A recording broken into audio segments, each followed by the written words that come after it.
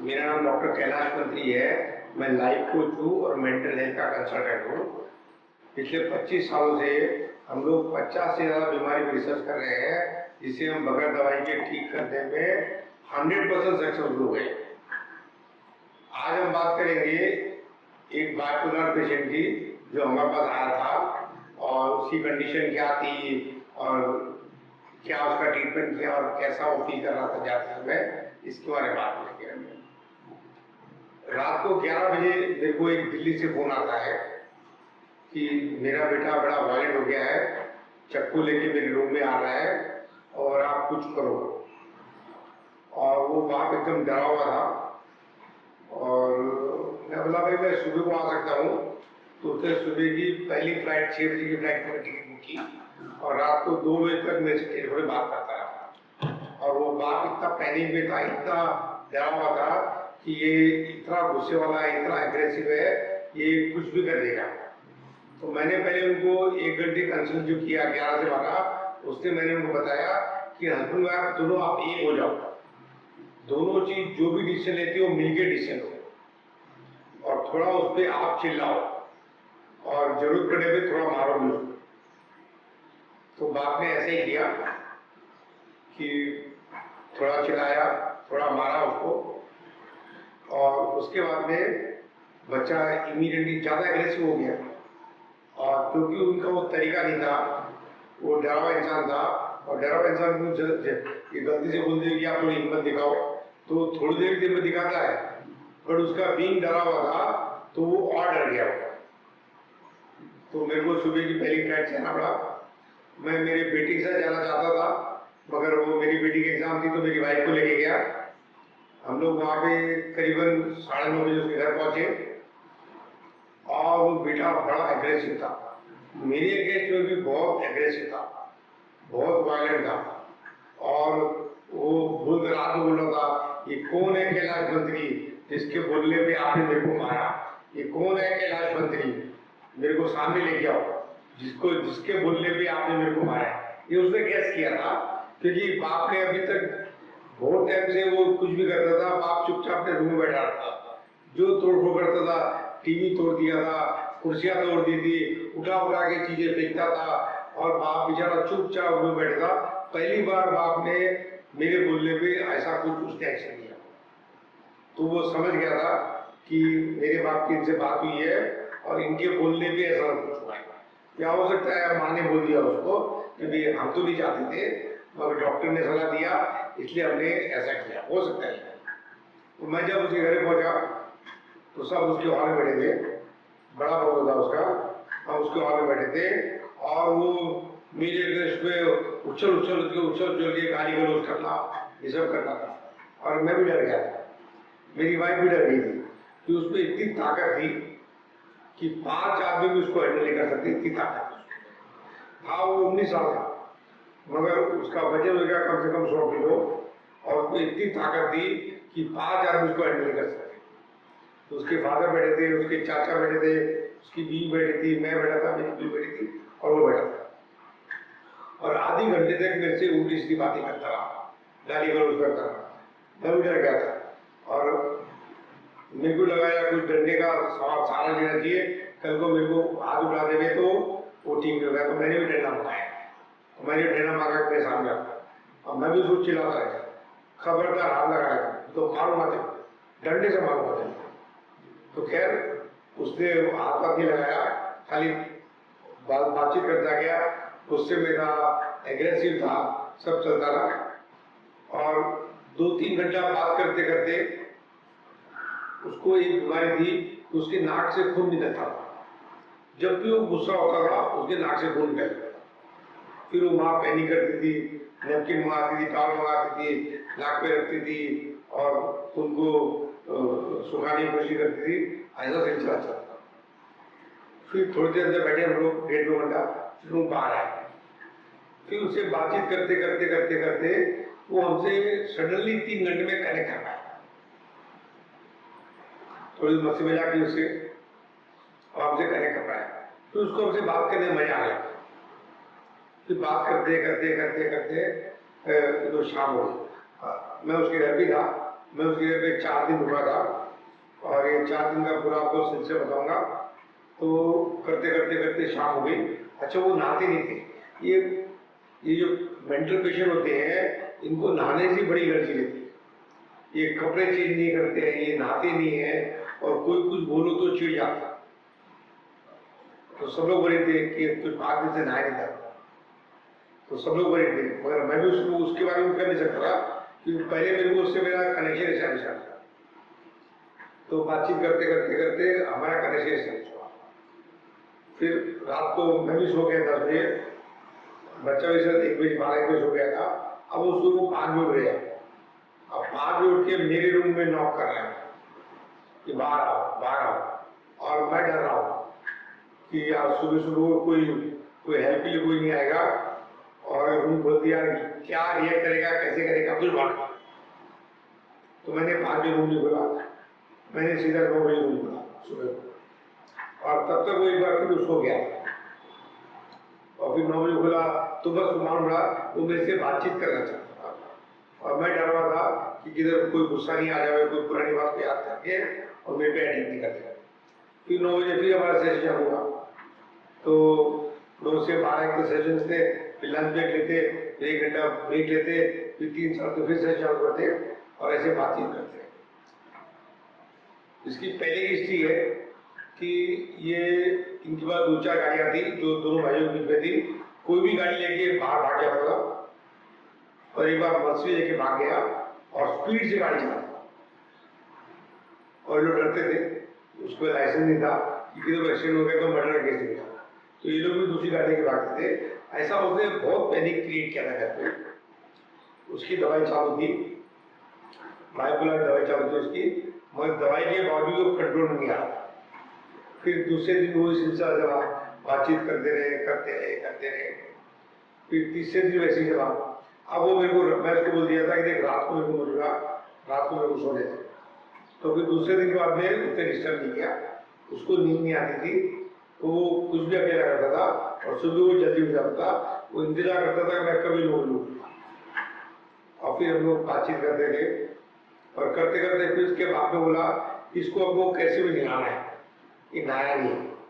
तो मेरे को अगर इनको बोला नहाना है तो नहीं नहाएंगे। तो हमने क्या किया, उनका एक गार्डन था, वहाँ पर उन्होंने गेम बनाया कि जो बंगलो था तो बाहर नल था, गार्डन के पानी का पाइप था, तो चलो गेम खेलेंगे। गेम क्या था कि सब लोग डिस्टेंस में खड़े रहेंगे गोल में, और पानी से एक दूसरे को नहलाएंगे। तो हम सब लोग एक दूसरे को नहलाने के लिए साथ साथ में मैंने कोई गाने लगा दिए थे, ऐसे गाने जिससे मन शांत हो। तो उसने गेम में अच्छा पार्टिसिपेट किया, और हम लोग सबने मिलकर उसको अच्छा नहलाया, और उसने भी हम लोग को नहलाया, और ये हम लोग 2 घंटे चलते रहे। तो ये थेरेपी भी है कि जब आदमी को बहुत गुस्सा आ जावे तो उसको अगर पानी में डाल देवे तो थोड़ा उसका गुस्सा कम हो जाता है।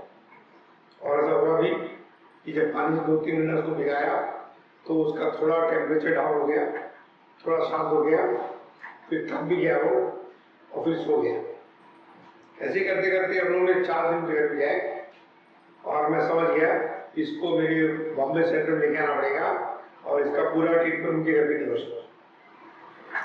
तो भी नक्की हुआ कि इसकी माँ चलेगी और बेटा चलेगा, बाप नहीं चलेगा, क्योंकि बाप के बहुत ही एग्रेसिव था। बाप को सामने देखता था उसको गुस्सा और चिढ़ जाता। तो हम लोग बाप को दूर रखते थे, और मैं उसका बच्चा, उसकी मम्मी और मेरी भी हम लोग बात करते थे। चौथे दिन वो मेरी वाइफ से ऐसा कनेक्ट हुआ कि मेरी वाइफ को उसने नाम दिया सुपर मॉम। मतलब उसकी मॉम तो थी, वो उसको मेरी वाइफ से कनेक्शन हुआ कि माँ ऐसी होनी चाहिए।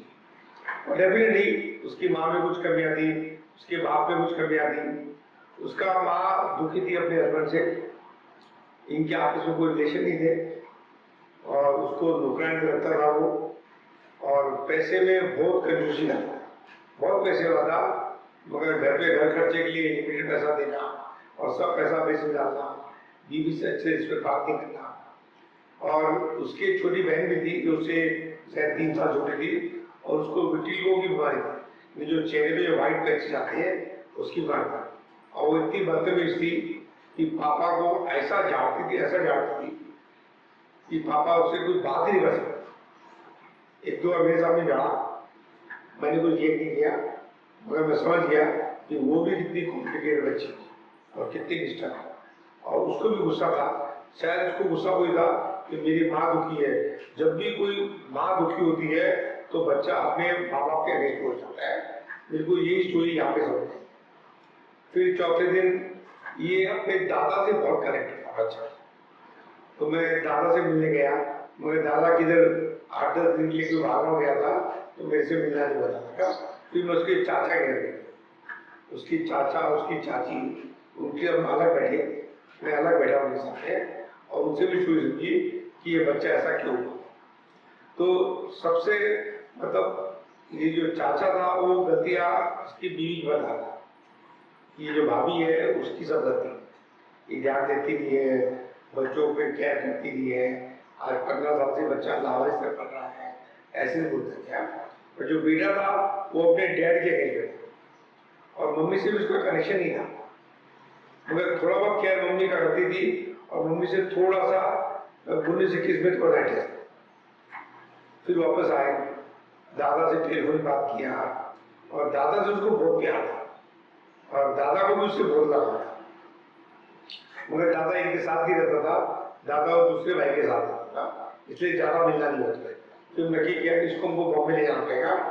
फिर इसको बॉम्बे लेके आए फ्लाइट, और बड़ा मुश्किल था फ्लाइट में लेके आना, क्योंकि ये कभी भी इतना इलॉजिकल था, इतना वायलेंट था, इतना एग्रेसिव था कि सीट पे बैठ के भी वो सीट को आगे पीछे करना।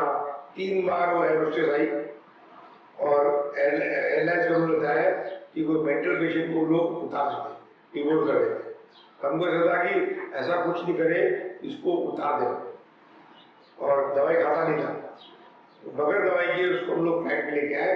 मैं उसके बाजू बैठा और कुछ कुछ उसको मैं हीलिंग देता रह गया ताकि उसका गुस्सा थोड़ा सा कमती रहे, थोड़ा सा कमती रहे। कैसे कैसे करके फ्लाइट बॉम्बे पहुंची।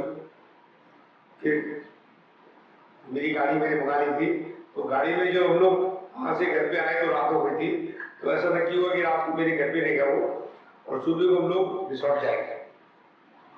तो रात को घर पे सोया नहीं, रात में जगता रहा और मेरे घर का हॉल में जितना भी कुछ था सब चीज निकाल के घर के कुछ कुछ करता रहा। टेबल रखता गया। तो मेरा बेटा जो था उसकी उम्र का था, तो उसने जब रोका तो गुस्सा हो गया, उसको मारने आ गया। तो बेटी को मैंने समझा था कि ये बाइपोलर डिस्टर्ब है, तो बेटा जल्दी से घर छोड़ के चला गया। फिर हम लोग कैसे कैसे 10 बजे जब ड्राइवर आया तो हम लोग गाड़ी लेके रिसोर्ट पहुंचे। मैंने रिसोर्ट में मेरी और 3-4 स्टाफ को साथ में लिया था, 2 गाड़ी कर ली थी। और गाड़ी में भी वो गाड़ी के ऊपर मारना, गाड़ी के कांच में मारना, ऐसा वो करता ही गया। 3 घंटे की ड्राइव थी और वो करता ही गया। हम लोग भी कुछ कुछ ट्रीटमेंट गाड़ी में दे रहे थे ताकि थोड़ा शांत रहे। कैसे कैसे रिसोर्ट पहुंचे, वहां पे उसका और 4 दिन का ट्रीटमेंट किया।